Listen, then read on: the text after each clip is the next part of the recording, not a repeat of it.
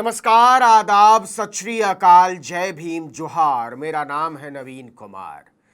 लगता है महाराष्ट्र में भाजपा को मिट्टी में मिलाने के बाद भी मराठा राजनीति के क्षत्रप शरद पवार का बदला अभी पूरा नहीं हुआ है। 83 साल की उम्र में पवार का गर्म खून अपने भतीजे और महाराष्ट्र के डिप्टी सीएम अजीत पवार को सबक सिखाने के लिए मचल रहा है। दूसरे डिप्टी सीएम देवेंद्र फडणवीस को सबक सिखाने के लिए मचल रहा है। एनसीपी के संस्थापक अभी भी भूल नहीं पाए हैं कि उनकी बनाई हुई पार्टी पर उनके भतीजे ने कब्जा कर लिया। यही दर्द उद्धव ठाकरे का भी है। कांग्रेस के साथ मिलकर दोनों ने बीजेपी को जो झटका दिया है उसके जख्म वो अभी तक सहला रही है। अब तीनों ने अगला टारगेट अभी से सेट कर लिया है और वो टारगेट है अजीत पवार और देवेंद्र फडणवीस, मतलब दोनों डिप्टी सीएम। जी हां, महाअघाड़ी ने महाराष्ट्र के दोनों उप मुख्यमंत्रियों को अभी से निशाने पर ले लिया है और उन्हें हराने की व्यूह रचना कर रहे हैं खुद शरद पवार। देखिए, लोकसभा चुनाव में महाराष्ट्र की 48 में से 30 सीटों पर जीत हासिल करने के बाद से महाअघाड़ी का जोश बुलंदी पर है और बिना आराम किए कांग्रेस, उद्धव, शिवसेना और शरद पवार की एनसीपी ने ऑपरेशन असेंबली की तैयारी शुरू कर दी है। गठबंधन प्लान बना रहा है कि दोनों नेताओं को उनके गढ़ में ही घेर लिया जाए और उन्हें हराया जाए, खासकर अजीत पवार को और देवेंद्र फडणवीस को। आप जानते ही होंगे, एनडीए ने शरद पवार के गढ़ बारामती से अजीत पवार की पत्नी सुनेत्रा पवार को उम्मीदवार बना दिया था। इधर एनसीपी से शरद पवार की बेटी सुप्रिया सुले लड़ रही थी, मतलब मुकाबला ननद भाभी के बीच हो गया था और सुप्रिया सुले ने सुनेत्रा पवार को बुरी तरह हराया।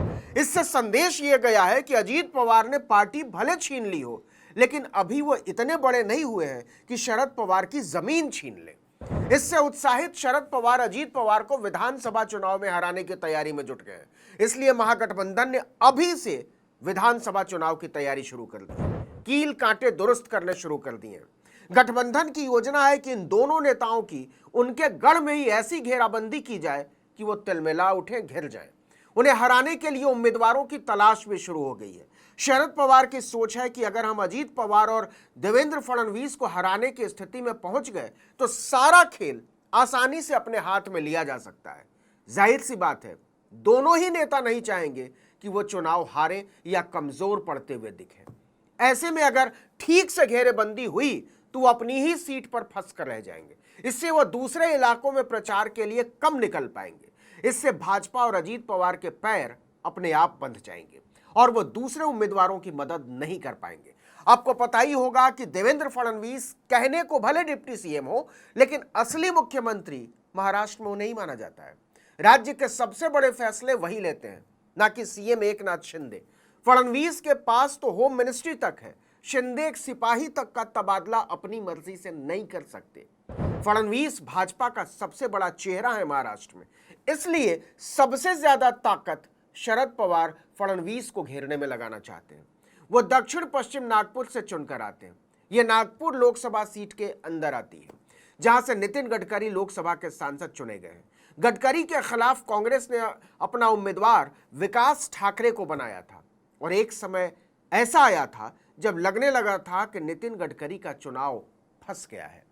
हालत यह हो गई थी कि जो गडकरी दावा करते थे कि बिना प्रचार किए वो 5 लाख वोटों से तो चुनाव आराम से जीत जाएंगे, उन्हें नागपुर की गली गली में घूमना पड़ गया था और इसके बावजूद वो 1,37,000 वोटों से ही जीत पाए।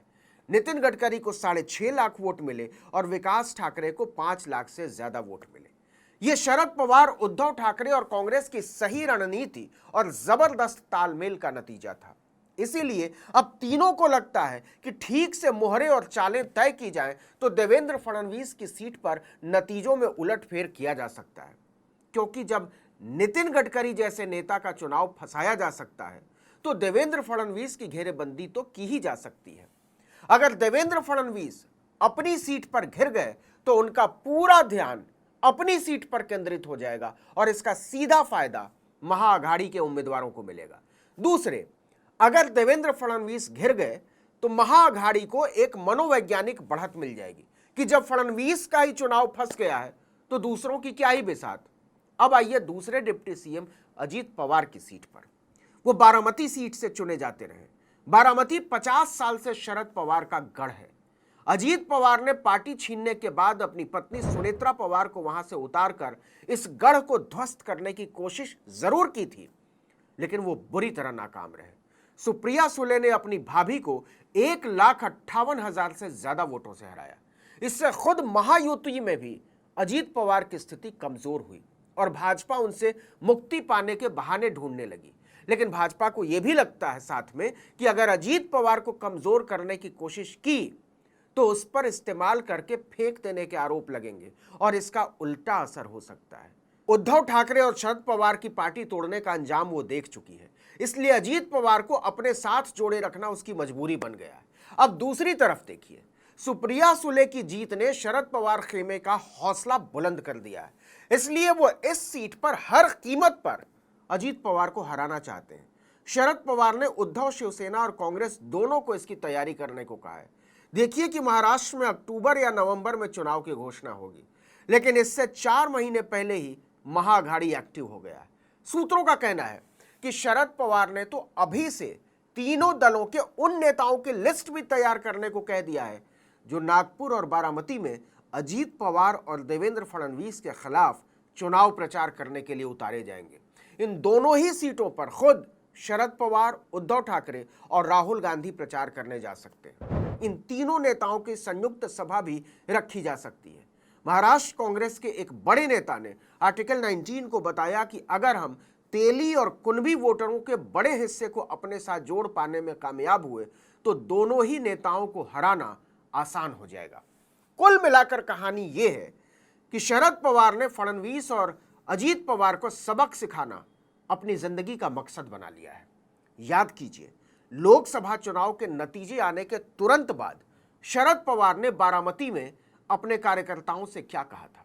उन्होंने कहा था कि इस बार हर कीमत पर राज्य की सत्ता की चाबी अपने हाथ में लेने की तैयारी कीजिए, मैं नेतृत्व करने को तैयार हूं। तब लगा था कि बड़े पवार बड़ी जीत के अति उत्साह में ऐसी बातें कर रहे हैं, लेकिन उनकी सक्रियता बता रही है कि वो बाकायदा जमीन पर खड़े होकर आसमान की तरफ देख रहे थे। एक और बात, यह चुनाव शरद पवार की राजनीतिक जिंदगी का आखिरी चुनाव होने जा रहा है। यह बात महाराष्ट्र के विधानसभा चुनाव में हर जुबान पर होगी। जरा कल्पना करके देखिए कि शरद पवार रैलियों और सभाओं में बोल रहे हों कि जिस भाजपा की वजह से 83 साल की उम्र में मुझसे मेरी पार्टी छीन ली गई, घर छीन लिया गया, सत्ता छीन ली गई, उसे सजा दीजिए। मराठा राजनीति में इस इमोशनल कार्ड का मतलब आप समझते हैं? भाजपा के पास इसका कोई जवाब नहीं है। याद कीजिए, मोदी ने बारामती में शरद पवार को सजा देने की बात की थी और दांव उल्टा पड़ गया, और केवल बारामती में ही नहीं पड़ा, पूरे महाराष्ट्र में पड़ गया। 42 सीट से आ गए सीधे 17 सीट पर। अगर शरद पवार ने मोदी को सजा देने की अपील कर डाली तब क्या होगा, सोच कर देखिए। 83 साल के शरद पवार के बारे में ऐसे ही नहीं कहा जाता कि वो कब क्या कर गुजरेंगे, कोई नहीं जानता। इस वीडियो में इतना ही, लेकिन अगर आपने आर्टिकल 19 इंडिया को अब तक सब्सक्राइब नहीं किया तो फौरन कीजिए, बेल आइकॉन दबाइए, घंटी जैसी आकृति, लाइक कीजिए और कमेंट करके बताइए हमारा वीडियो आपको कैसा लगा। हमारा ट्विटर हैंडल है article19_India और मेरा ट्विटर हैंडल नवीन जर्नलिस्ट। नमस्कार।